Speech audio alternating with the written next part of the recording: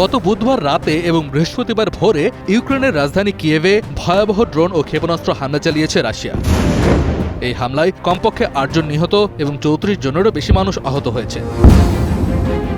কিয়েভের mayor ভিতারি Klitschko এবং সামরিক প্রশাসনের প্রধান তাইমুর তাকাচেঙ্কো জানিয়েছেন, হামলায় শহরের প্রায় ৩৬টি স্থানে ক্ষয়ক্ষতি হয়েছে। একটি আবাসিক ভবনে সরাসরি আঘাত হানায় এর প্রথম থেকে ৬ষ্ঠ তলা পর্যন্ত ধসে পড়ে। এছাড়া শহরের কেন্দ্রস্থলের একটি হোটেলেও আগুন ধরে যায়। রয়টার্সের ভিডিও ফুটেজে কিয়েভের রাতের আকাশে ভয়াবহ বিস্ফোরণ ও ধ্বংসস্তূপে উদ্ধারকর্মীদের কাজ করতে দেখা গিয়েছে। এই হামলার আগে ইউক্রেনের প্রেসিডেন্ট ভ্লাদিমির জেলেনস্কি সতর্ক করেছিলেন। ইউরোপীয় ইউনিয়নের ঘূর্ণায়মান সভাপতিত্বের অংশ হিসেবে আয়ারল্যান্ডে তার সফর থাকলেও পরিস্থিতির কারণে তিনি ডাবলিন সফর সংক্ষিপ্ত করেন। উল্লেখ্য, জেলেনস্কির দাবি ৪ বছরেরও বেশি সময় ধরে চলা এই যুদ্ধবন্ধে তিনি রুশ প্রেসিডেন্ট ভ্লাদিমির পুতিনকে আলোচনার প্রস্তাব দিলেও ক্রেমলিন তা প্রত্যাখ্যান করেছে।